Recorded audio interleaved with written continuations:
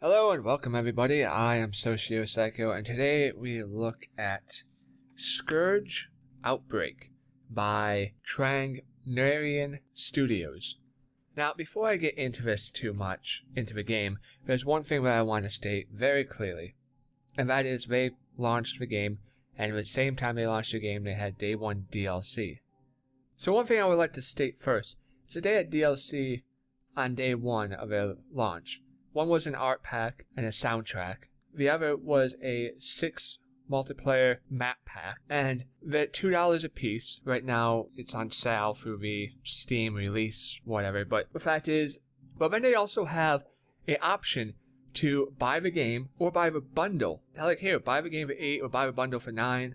And there should not be any of this. And this is not acceptable from any game company. We should not tolerate this sort of behavior. To say, here's the game, oh yeah, you want some more map packs? The same day, pay us either buy it for bundle, or if you mess that up because you weren't paying attention or something, here, give us $2 more. This nickel and dime stuff is atrocious, and you should be ashamed of yourself. Trangnarian Studios should be ashamed. Now, for trying to nickel and dime people. Now, let's go actually into review, and we'll go into the options menu. For your settings, your video, you have a good selection for your screen resolutions, but the rest of your details are pretty lacking. And like it says, level of detail, low, medium, high, ultra, but then it doesn't allow you to actually see what that entails. I mean, and I can't even scroll down anymore. Like, there's, as you can see, there's a thing down here, but like, what is it? I don't know. It won't tell me. It's very frustrating. Now, another thing to note into is the audio. The music in this game is somewhat good at times, but the overall ambience of the sound is so deafening and just so out of place in certain areas. There's a part where you're on a plane, and even though you're in the inside of a plane, it sounds like you're right next to one of the engines on a tarmac.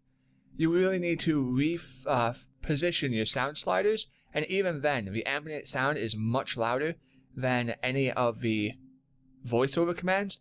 So it can be really annoying, which gets us into the voice acting of itself, which is actually quite effing annoying, and we'll go into why, as you'll see. And while it's the way they decided to do the acting over a radio versus just, hey, I don't need to feel like I'm in poor 1990s cell phone reception, you're breaking up communicational. It's supposed to be a high-tech military program. Talked to many people in my life over radios, and they don't sound as bad as this game likes to make it out to be. Now, leaderboards, it's nice it has the leaderboards, and I haven't seen too much of a multiplayer connectivity in this game just yet. You have your total XP, which is pretty much just, you know, the more you play, the more you're going to gain experience. I mean, you know what a leaderboard is. Your barracks, you have your gallery, which is just, you know, and your XP ranks. Now when you go through the game, there'll be every kill you do, you'll get XP from it. And these XPs will just give you minor perks as you go through. It's sort of like a good job, congratulations, you have something to shoot for. To try to balance the fact that the game itself is very, very bullet spongy.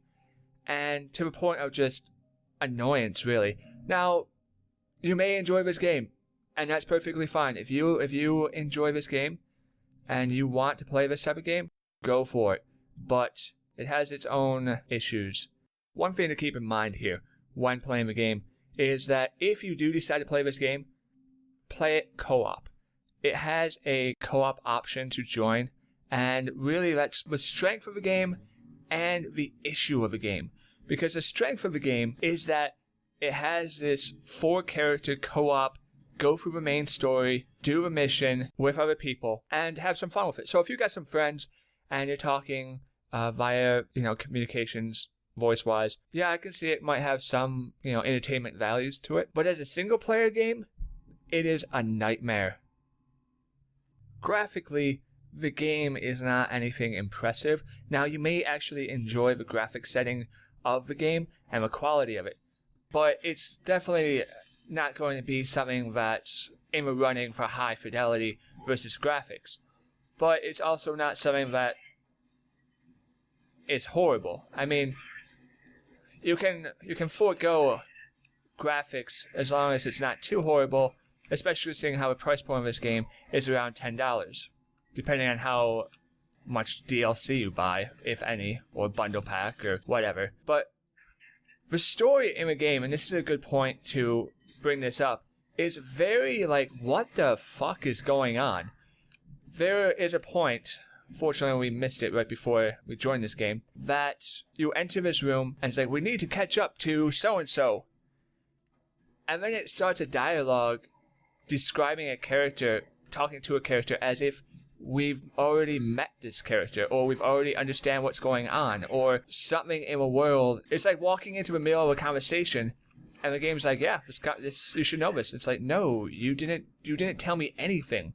The story, while it does unfold very slowly, and it about halfway through you can kind of get understanding, the first half of the game you're just walking around like, what the hell is going on? I have no clue.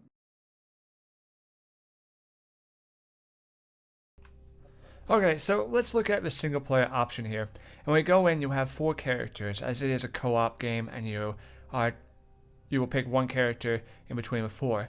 And they say each one has different stats. You know, static shockwave, static shield, dynamic shockwave, shield, static, you know.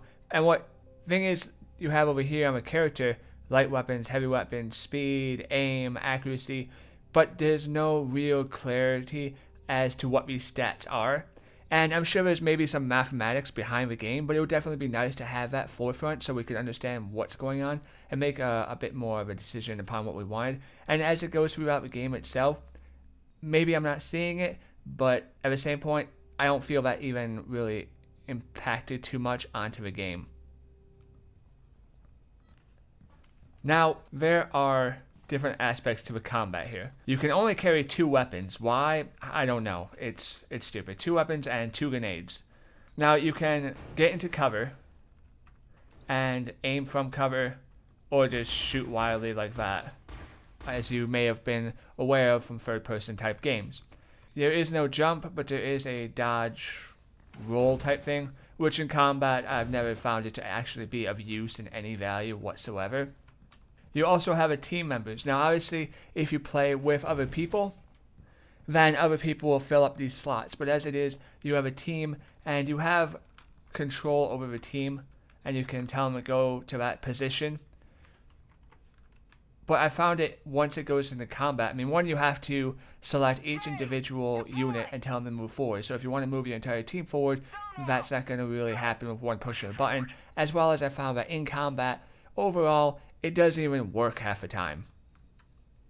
Now the combat itself is not anything amazing. You have your dodge, you have your attack, but the reason why it's not all that amazing is because it's just bullet spongy.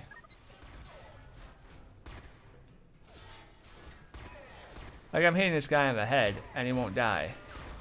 And these are the weakest.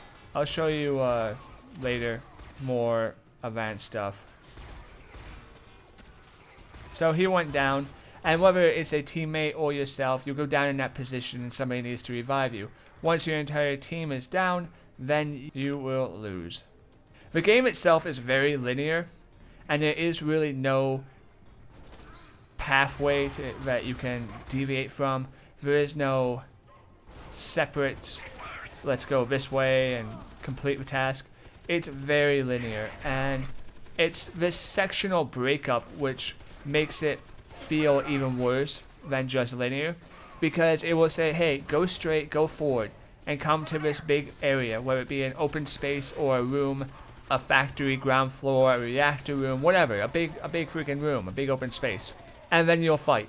And then you'll go down a hallway, go to the second room, and the same thing. And this repetitiveness continues on and on and on and on, and it helps the game in no fashion. The weapons feel weak. Now, the later you go forward throughout the game, the stronger the enemies get, and the more bullet spongy the enemy becomes. The accuracy mixed in makes it hard to get a headshot, and because whether it's spongy or accuracy or whatever's going on with the game, you can literally shoot somebody right in the freaking head, and it's like, I'm shooting you in the head. It's like, nope, you're not. Over there. I haven't seen.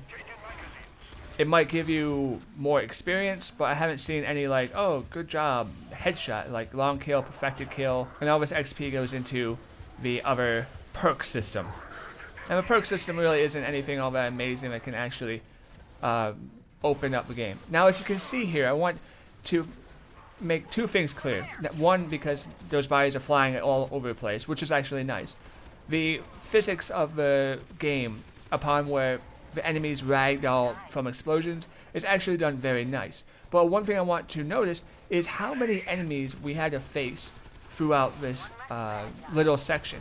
Now, that's either because of the fact that it's a co-op game made for 4 people, but it doesn't recognize the fact that, hey, you're playing single player, so we're going to downscale the game. And you say, well, it's not much of an issue. I mean, I had a turret.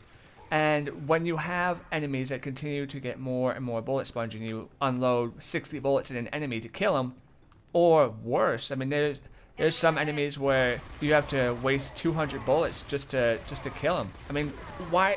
That guy should have been dead. There's no reason that I should have lost that right there. The enemy continues to come at you in a horde mentality.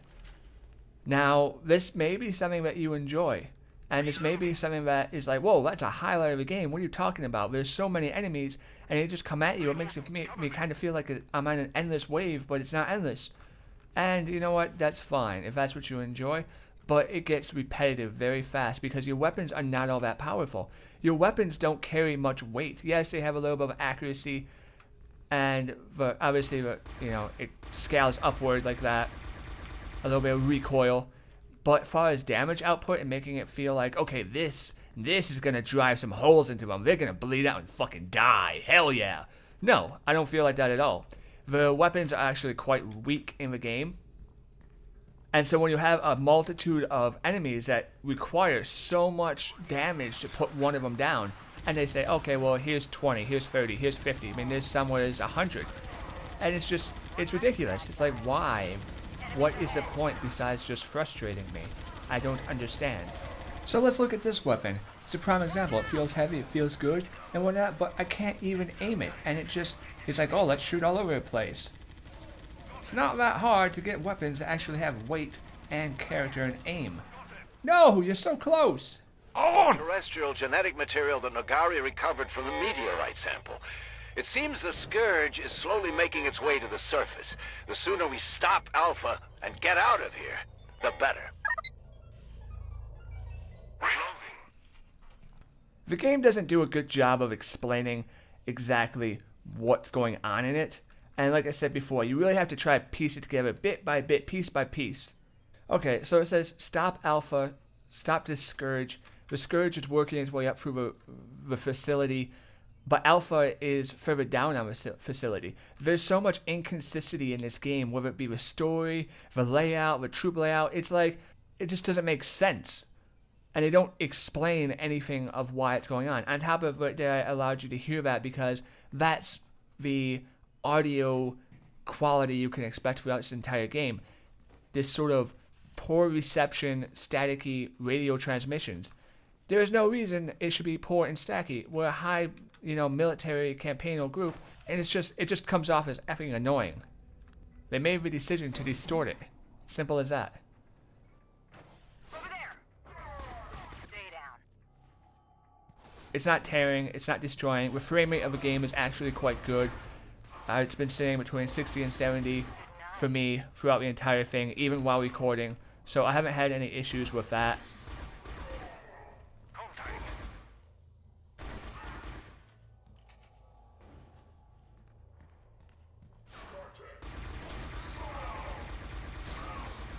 Come on, you little bastard. There we go. So I haven't had any issues with tearing, frame rate, anything else. Come on. Like I said, these guys are the weakest and the easiest. Which ties us into the fact that the AI is not all that intelligent. The AI relies on the fact that it can just absorb a bunch of bullets and try to tank you, rather than tactics or skill. I mean, tactics really covers it up. Flanking, movability, weapon usage. It just tries to rely on the fact that, hey, I'm going to put out so much damage. Come on. No, I want to be on the wall. I'm going to take up so much damage that you're going to have issues killing me. Like I said, the graphics aren't anything that's really all that spectacular, but at the same time, it doesn't look horrible. So you can either enjoy it or not like it, and that's personally subjective. Of course, there's always enemies. God, get out of my way. Yeah, it's so dumb. Now, every character has a shield, which is through this little fluid tank here. And you can do two things. You can pop up the shield, which will absorb the bullets. And if you look at the top right-hand side, you see that's the energy level of it. More damage it's taking, the faster it will deplete. And these little things will fill it back up. And then you have an attack with it. You hold down the middle mouse button and it attacks. So the aim on that is just atrocious. And I have not been able to actually use it, as there is no holding it down and properly aiming, like, oh, the enemy is moving. The aim of it is just, it's bad. There's no other way to describe it. You can't aim it properly. You can't hold it down and release it when you want. So you can't be like, I'm going to charge forward and then pop it. No, like, if there's a guy right here, right? If there's an enemy right here, I can't even run all the way. I'm going to get you. No, because it discharged itself.